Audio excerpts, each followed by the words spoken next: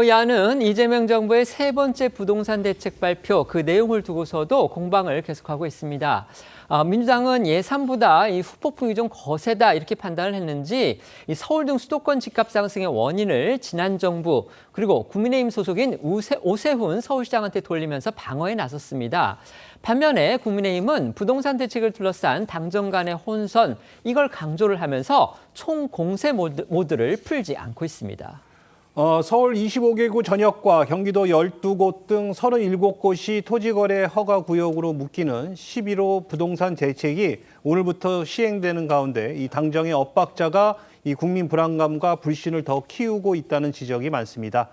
G20 재무장관 회의 참석 등을 위해 미국 워싱턴 DC를 방문 중인 이 구윤철 경제부총리가 현지 시간으로 지난 19일이죠. 이번 부동산 대책의 후속으로 부동산 세제 개편도 검토하겠다고 밝히면서 보유세 강화를 시사하자 여당이 민주당에서 즉각 보유세 인상 문제는 논의하지 않았다고 선을 긋고 나선 게 가장 최근의 이 당정 간 혼선 사례입니다. 민주당은 세금 인상이 당장 내년 지방선거에 큰 악재가 될 것을 우려해 부동산 대책 지원 TF를 꾸려 공급 대책 등을 논의해 나갈 계획이라고 밝혔습니다. 저희가 소개해드렸듯이요. 당정은 이번 부동산 대책 발표 그리고 성안을 앞두고서 이 물밑에서도 상당한 진통을 겪은 것으로 알려져 있습니다. 그러니까 주로 당 측이 이 정부 측의 방침에 대해서 반대 또는 부정적 의견을 밝혔는데 이제 대통령실의 뜻이 워낙 강해서 지금 저렇게 발표가 나왔다는 거죠.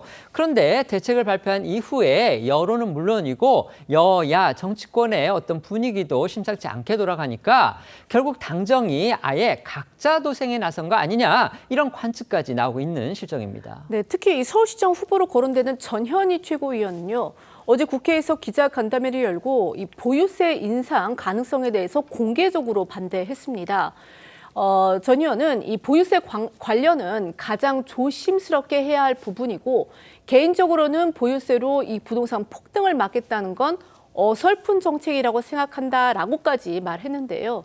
그러면서 전 최고위원은 이 서울 부동산 폭등의 원흉은 윤석열 정부와 오세훈 시장이라고도 주장했습니다. 민주당이 이렇게 전 정부 책임론까지 꺼내든 건 이번 부동산 대책에 대한 민심의 흐름이 심상치 않기 때문에 누구든 희생양을 찾아야 하고 결국 전 정권 그리고 국민의힘 소속인 오세훈 시장한테 화살을 돌리는 게 내년 지방선거 전략상으로도 상책이다. 이런 판단 때문으로 보입니다. 네, 정치권에선 이번 부동산 대책 후폭풍이 서울시장 선거의 전초전이 될 거란 전망도 나오는 상황이고요. 여권 내부에서조차 부동산 문제는 내년 지방선거의 악재에 가까운 난제고 만약 보유세를 인상한다면 진짜 악재가 될 거란 말이 나오는데요. 박용진 전 민주당 의원 목소리 잠시 듣고 오시죠. 난제죠, 난제. 악재에 가깝죠. 실수요자들의 불만, 청년 세대의 박탈감, 그다음에 전세나 월세를 살고 있는 세입자들의 돌아오는 부담 이런 것들이 다 표와 연결되죠. 보유세를 하게 되면 강남 3구에서의 국지전이 전국적 전면전으로 확전된다. 이건 걷잡을 수 없는 상황으로 가고 통제가 어려울 수도 있고 지방선거에는 진짜 악재고 그렇다. 이렇다 보니 오세훈 서울시장 역시 민주당 측 공세에 적극 대응하는 모양새인데요. 서울시는 어제 서울 집값 폭등의 원인을 윤석열 정부와 오 시장에게 돌리는 전현희 최고위원의 발언 이후 즉각 입장문을 내고 가장 큰 원인은 현 정부의 불확실한 공급 대책에 있다면서 세 번에 걸친 정부의 대책 발표가 오히려 수요자들의 공급에 대한 불안감만 키웠다고 반박했습니다. 국민의힘 당 차원의 반발 수위도 높은데요. 최보윤 수석 대변인은 어제 정부는 11호 재앙을 내놓은 지 하루 만에 또 이 보유세 인상까지 예고했다면서 이 세금으로 집값을 잡지 않겠다던 대통령 약속은 스스로 뒤집혔다고 지적했고요. 오늘 최고위원 회의에서도 이제 남은 건 세금 폭탄이다. 이 집권 세력이 남 탓만 하고 핑계대기에 바쁘다는 등의 비판이 쏟아졌습니다. 목소리 듣고 오겠습니다. 한마디로 부동산 테러입니다. 문재인 정권의 몰락은 부동산에 대한 세금 폭탄에서 시작됐습니다. 무모한 이재명 정권이 문재인 정권의 세금 폭탄까지 가피한다면 결과는 자명합니다. 정부와 여당의 입장이 각각이고 이재명 정권의 부동산 정책은 한마디로 갈짓자 정책입니다. 아마추어 정권, 무능 정권 그대로입니다.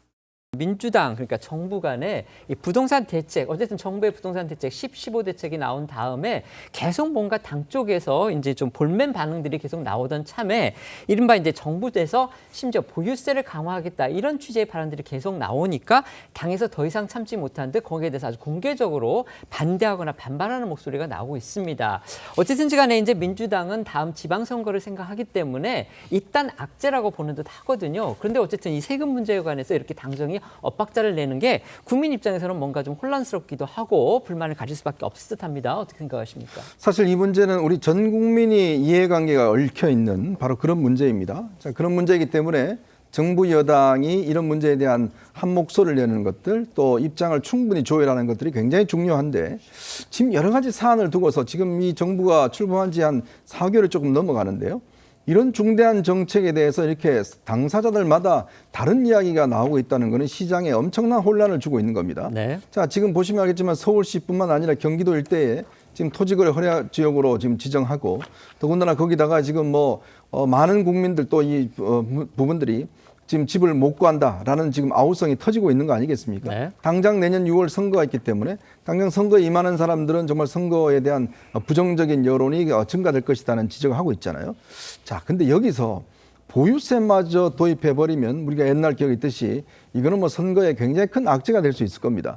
근데 지금 당사자들마다 정부는 보유세, 또 일부 의원들 같은 경우는 또 보유세를 주장하고 일부 의원들은 전혀 아니다 그러고 그럼 시장에서는 어떻게 하라는 거죠? 더군다나 지금 오늘 정책 시행부터 현장에서는 큰 혼란이 있고 오히려 토지거래 허용 지역을 지정하지 않는 지역에 지금 풍선 효과가 벌써 나타나고 있지 않습니까? 동탄 같은 데 그렇죠. 지금 몰리고 있다고 하죠. 그런 매수세가. 상황이다 보니 네. 과연 그러면 정말 집을 굳겠다는 어떤 서민들의 눈물, 어려움 이런 것들은 도대체 누구한테 이야기를 해야 될지 모르는 상황인 것 같습니다. 네.